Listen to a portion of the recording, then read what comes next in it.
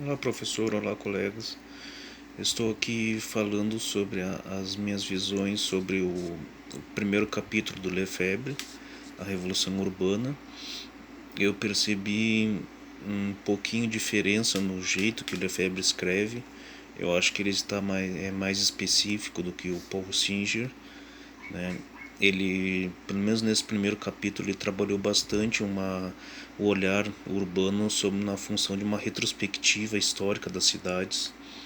Ele não especifica muito, não dá muitos exemplos, né, de qual país, qual região, mas ele trabalha muito essa retrospectiva.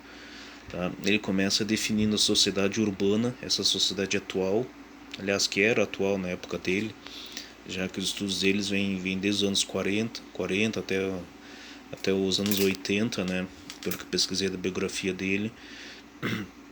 Então, na época dele, a sociedade que ele chama, que ele define por sociedade urbana, aquela sociedade clássica, aquela urbanização clássica, desenfreada, totalmente urbana, com sua poluição, com seu estilo de vida caótico, totalmente norte-americano.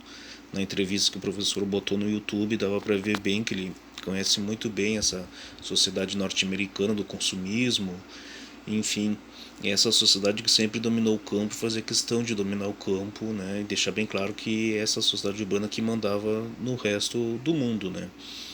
Então, para ele, pro Lefebvre, historicamente eram os meios de produção que sempre ordenaram, sempre mandaram na concentração da população. As cidades surgiram por causa dessas relações sociais e econômicas, né? Isso fez sempre atraiu pessoas para se aglomerarem nas cidades para decidirem alguma coisa ou para conviver de alguma forma, né? E nessa sociedade clássica de consumismo que o Lefebvre então se levanta e define como sendo necessária uma revolução urbana, né? Que é justamente essa problemática urbana nessa sociedade urbana, nessa sociedade consumista, de massa, enfim, que ele definiu uma sociedade urbana clássica. Então, para isso, ele levanta dois fatores que é necessário a gente pensar, estudar, formular, enfim, uma epistemologia tipicamente urbana, a partindo do princípio de pensadores que têm como ponto de estudo a sociedade urbana e depois sim absorver todas as críticas, seja de direita, de esquerda, de qualquer estudioso que critique e pense uma sociedade alternativa que enfim, que desafia essa sociedade consumista de massa, a sociedade urbana, né? E ele faz então uma retrospectiva também que eu achei um pouco parecida com o Singer. Ele fala da cidade política, a clássica da Mesopotâmia e do Egito, depois fala da cidade comercial da Idade Média, até mesmo da China, do Japão e de Atenas também. E inclusive fala que ali dentro dessa sociedade comercial, ou mercantil como ele chama, não comercial, mas mercantil, aí até a gente poderia estudar as várias formas, funções e estruturas que o próprio Milton Santos também falava, dessa forma, função e estrutura desse tecido urbano, dessa malha urbana, que inclusive é um dos assuntos que eu vou tratar na minha tese de doutorado, né? O tecido urbano, os planos urbanos das cidades já que nasciam dentro dessa ótica renascentista do século XV e XVI.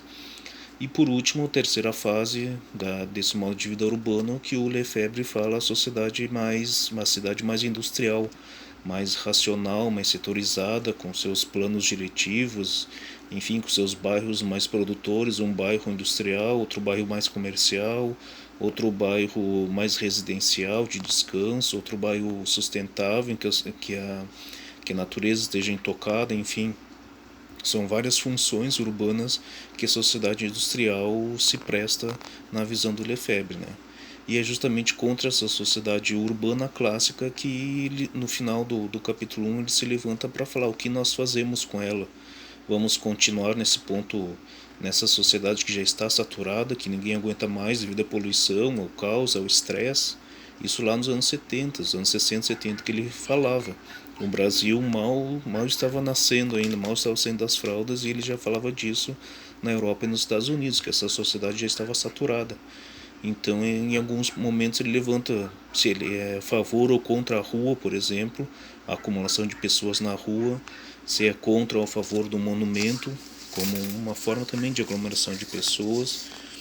Então ele é muito, ele levanta muitas dúvidas, porque também estava numa época de transição e hoje nós já estamos, nós como pessoas urbanistas, claro, a gente está pensando, inclusive, eu me lembrei da faculdade que eu estou fazendo de História, existe mais um eixo hoje atualmente, os anos 90, que tenta ressurgir a utilidade das cidades, as chamadas cidades educativas ou educadoras, que justamente todas, todas as pessoas, através da cidadania e democracia, todas as pessoas fazerem parte de um novo olhar da cidade, reaproveitando os espaços ociosos, né, dessa cidade, ou aqueles bairros já mortos que não tem mais nenhuma utilidade, o centro velho, por exemplo, de cada cidade. E uma dessas cidades educadoras é Porto Alegre, por exemplo, e outra é Caxias do Sul, cidades que eu pessoalmente já vejo grandes alterações na paisagem.